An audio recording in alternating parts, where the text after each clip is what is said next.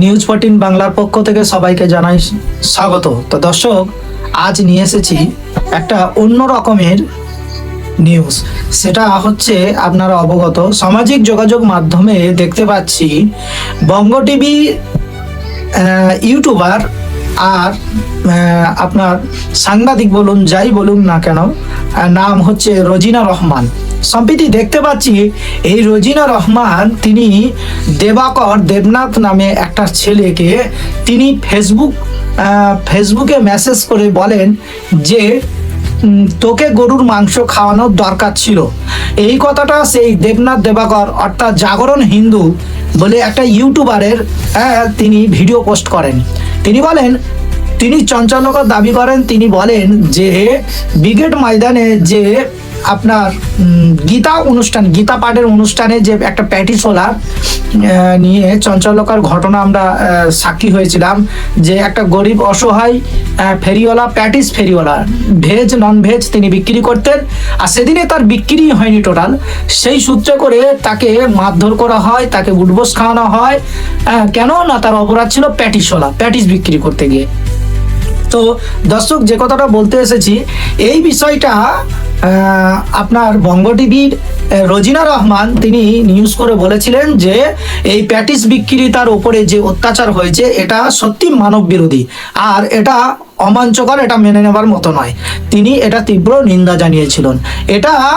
এইটা করার কারণে তাকে পাল্টা আবার রিয়াকশন ভিডিও দেন, আর রিয়াকশন ভিডিও দেওয়ার পরে এই জাগরণ হিন্দু যে ইউটিউব চ্যানেল আছে দেবাকর দেবনাথ, তিনি দাবি তুললেন যে আমাকে গরুর মাংস খাওয়াবে বলেছে বঙ্গ টিভির ইউটিউবার রোজিনা রহমান।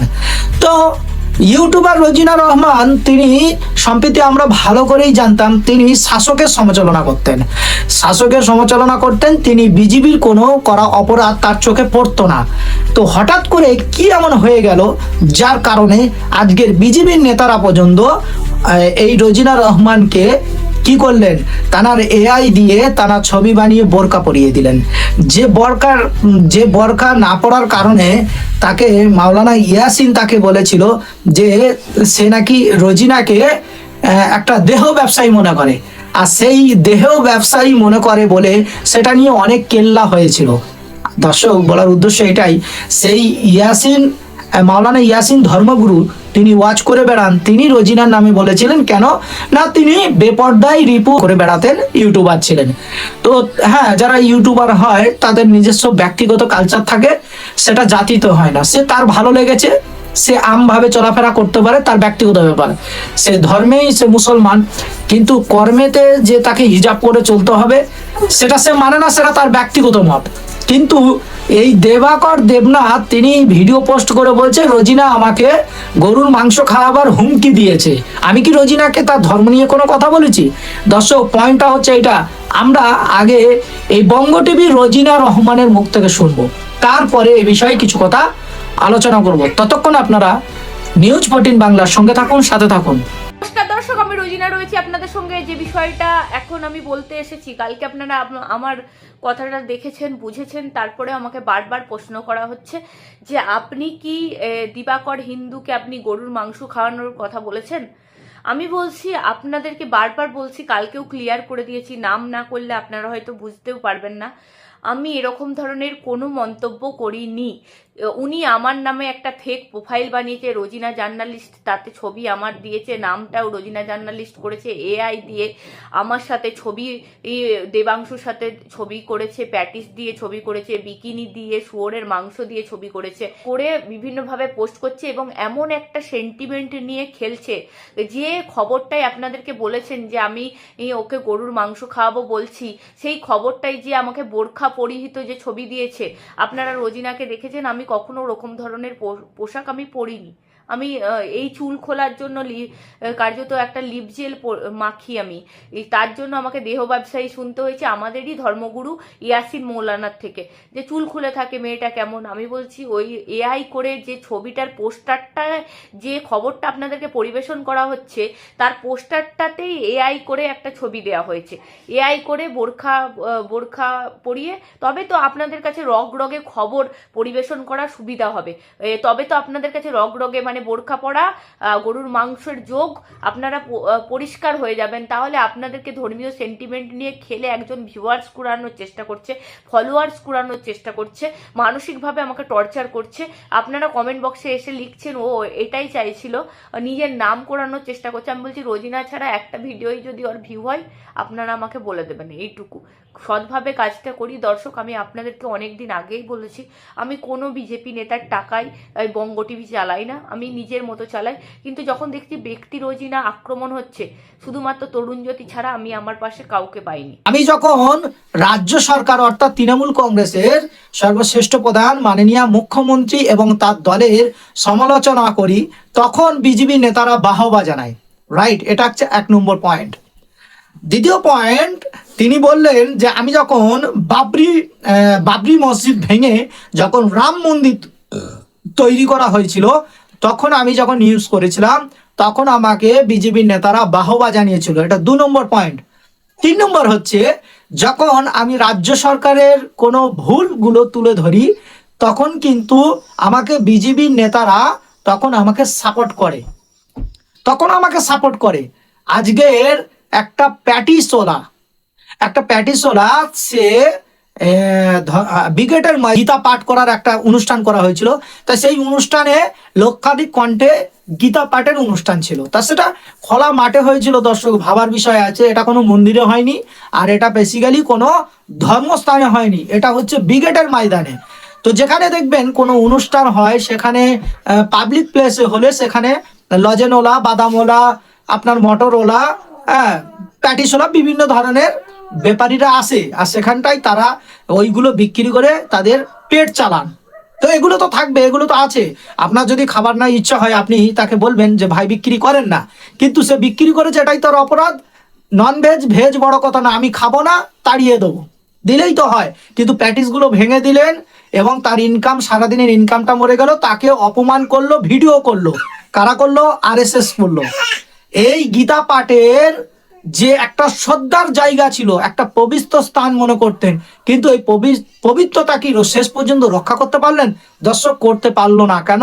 যে ধর্ম একটা সাধারণ মানুষকে, একটা গরিব মানুষকে উঠবোস খাওয়ায় প্যাটিস বিক্রি করার কারণে, সেই ধর্মে মানুষকে এইরকম ভালোবাসা যদি না দেখাতে পারে, তার উপরে সহনশীলতা না যদি দেখাতে পারে, তাহলে কি সেটা ধর্মের বাণী হলো?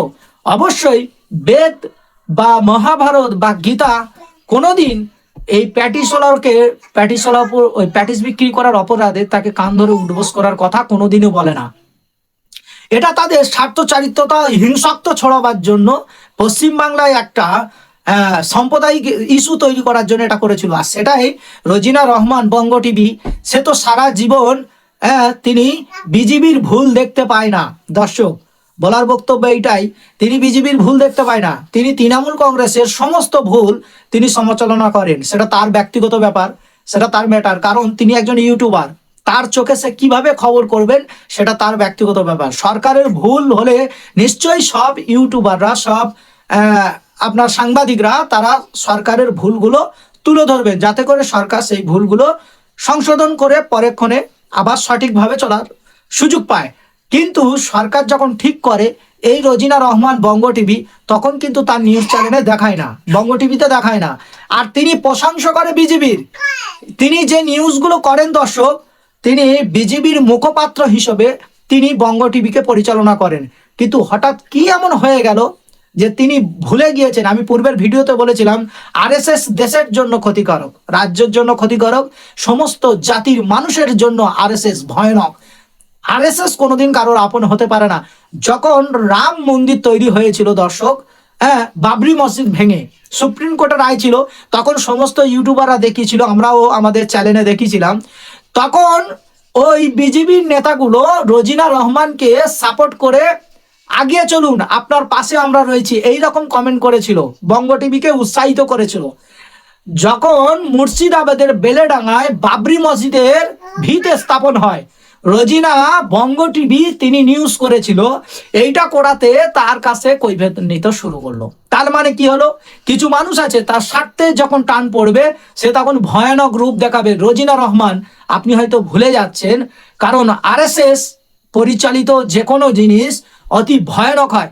আরএসএস ভারতবর্ষের জন্য বিপজ্জনক, রাজ্যের জন্য বিপজ্জনক, সমস্ত সম্প্রদায়ের জন্য বিপজ্জনক। এটা আপনারা ভুলে গেলে হবে না। আপনার নাম রোজিনা রহমান, যতদিন পর্যন্ত আপনি বিজেপির হয়ে সাপোর্ট করে নিউজ করবেন, যতদিন রাজ্য সরকারের বিরুদ্ধে নিউজ করবেন, ততদিন পর্যন্ত ওই বিজেপির নেতারা আপনাকে সাধুবাদ জানাবে। আর এই রকম রাষ্ট্রবাদী মুসলিম মেয়ে হিসেবে আপনি উপবাদী পাবেন, তারপরে আর পাবেন না।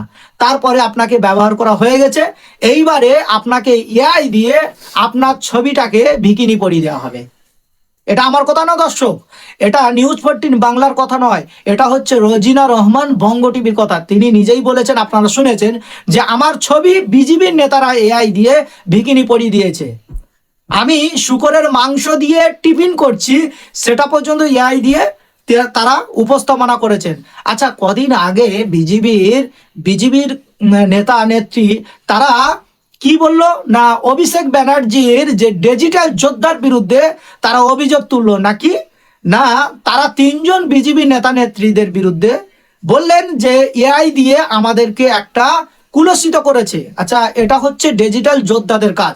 তো দর্শক, যদি অভিষেকের ডিজিটাল যোদ্ধাদের কাজ যদি এআই দিয়ে বিজেপির নেতাদের হেনস্থা করার কাজ যদি হতো, তাহলে রোজিনা রহমানের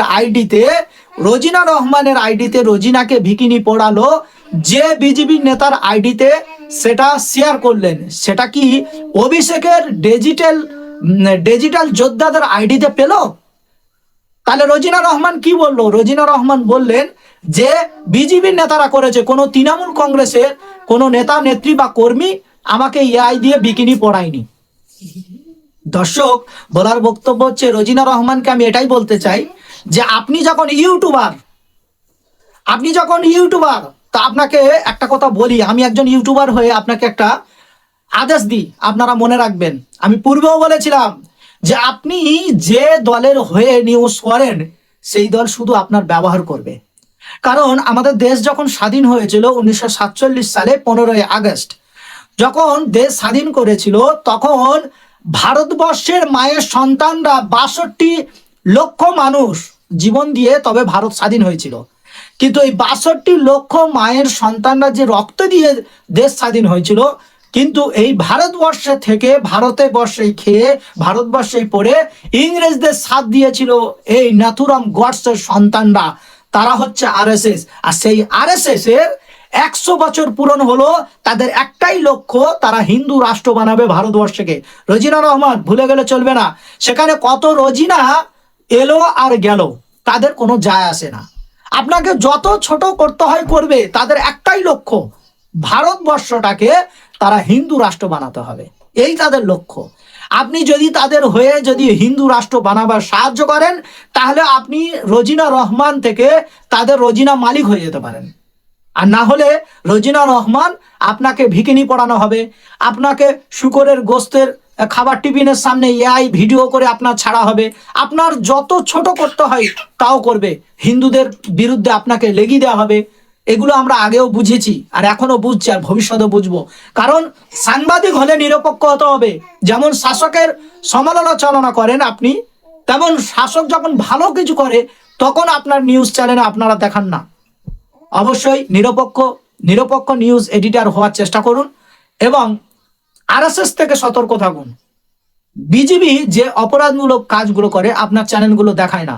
তবে হ্যাঁ, আমি বলতে চাইছি, এই যে হিন্দু জাগরণ দেবাকর দেবনাথ বলি, তুমি সরাসরি হয়তো রোজিনাকে তার ধর্ম নিয়ে কোনো কথা বলো না, কিন্তু তোমার বিগত দিনের অনেক ভিডিও আমরা লক্ষ্য করে দেখেছি, তুমি সাম্প্রদায়িক উস্কানিমূলক বক্তব্য দাও। তুমি হিন্দু জাগরণ নামে তুমি সাম্প্রদায়িক উস্কানিমূলক ভিডিও শেয়ার করো, তা দ্বারা সাম্প্রদায়িক ইস্যু চলে আসে। সেটা মনে করো যে আমরা দেখিনি, এমন কোনো ব্যাপার নয়। আজ রোজিনাকে তুমি এআই এর মাধ্যমে ফাঁসাবার চেষ্টা করছো, তো দর্শক এত বোকা নয় যে তোমার কথা শুনে হিন্দু মুসলমান সাম্প্রদায়িক দাঙ্গা বেঁধে যাবে। তো দর্শক, বলার বক্তব্য এটা যে রোজিনা রহমান দেরি হলেও আপনি বুঝতে পেরেছেন। যখন মাওলানা ইয়াসিন আপনাকে বলেছিল যে ওই রোজিনা একটা খবরওয়ালা বা খবরওয়ালি, তাকে আমি ইউটিউবার মনে করি না, তাকে আমি পতিতা মনে করি। আমি বলছি সে ধর্মগুরু হতে পারে, কিন্তু সে একজন মেয়ে, একজন মায়ের জাত।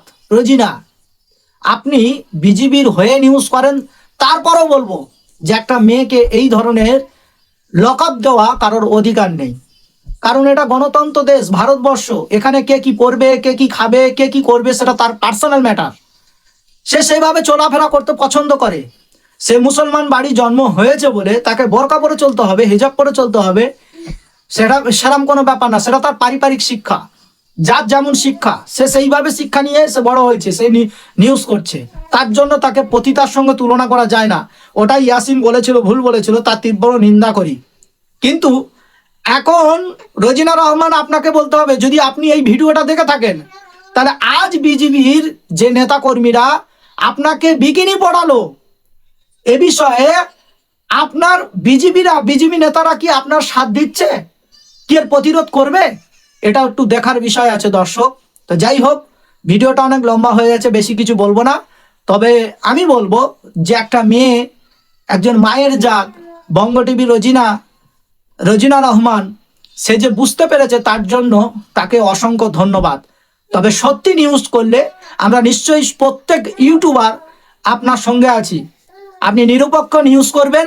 আজ যেমন প্যাটি সোলার নিয়ে কথা বলেছেন, সত্য কথা বলেছেন, তাই আপনার সাথ দিচ্ছি।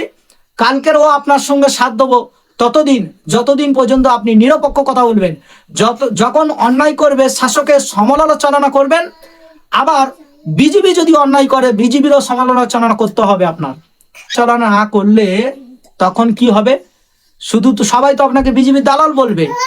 আপনি শাসকের বিরুদ্ধে বলবেন আর কেন্দ্রের বিরুদ্ধে বলবেন না। এটা কি আপনার একজন সাংবাদিকের কাজ? যেমন আমরা শাসকের বিরুদ্ধে বলি, কেন্দ্রের ভুল থাকলে কেন্দ্রের বিরুদ্ধে বলি, যে ভুল করবে তার ভুলটা তুলে দেবো। এটাই হচ্ছে সত্যের সন্ধানের সঠিক পথে।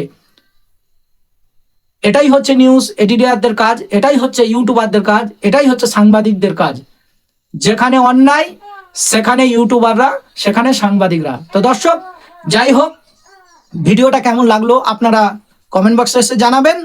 আর যারা ফেসবুক থেকে দেখছেন তারা পেজটাকে ফলো করবেন, আর যারা ইউটিউব থেকে দেখছেন তারা অবশ্যই সাবস্ক্রাইব করে পাশে থাকবেন, লাইক করবেন, বেশি বেশি করে শেয়ার করবেন। দেখা হচ্ছে পরবর্তী ভিডিওতে। ততক্ষণ আপনারা ভালো থাকুন, সুস্থ থাকুন।